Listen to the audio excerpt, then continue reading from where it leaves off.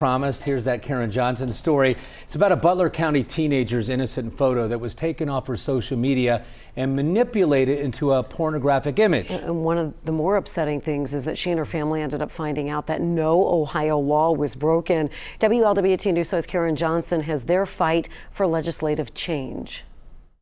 Like most teenagers, Lydia, who asked only to be identified by her first name, uses Instagram as a way to celebrate special moments in her life, like prom, graduation, and vacations. But during her senior year of high school, she saw a darker side to modern technology. It never crossed my mind that someone can just take your clothes off in a picture. A boy from another school lifted one of Lydia's photos from social media and created a pornographic image using artificial intelligence.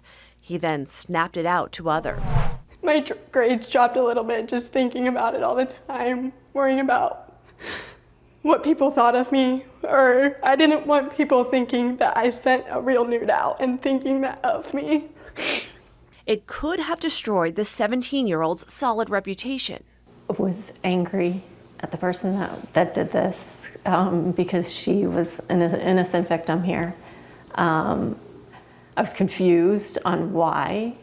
After her parents filed a police report, they learned there wasn't much police or prosecutors could do. Didn't want to, ruin the lives, but definitely wanted to hold them accountable.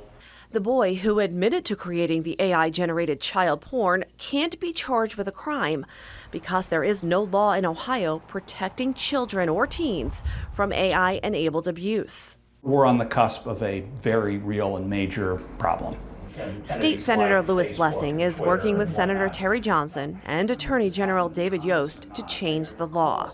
Senate Bill 217 addresses several key issues related to AI, including simulated child pornography. I think what's coming, if you look throughout the country, there are the sextortion cases where photos and videos and whatnot pop up online that are real, and then that leads to a child, a teenager committing suicide.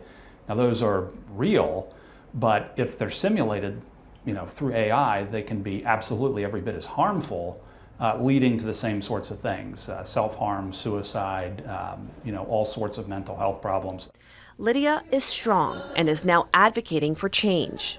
I'm not hoping justice for myself. I think I've kind of moved past that because I understand that there isn't a law and not really anything can happen in my circumstance. As she heads off to college, she's taking on this fight in hopes of protecting the younger generation. People can just take pictures of little girls on the street and take their clothes off of them, and that can ruin their life, and especially if it's a young girl.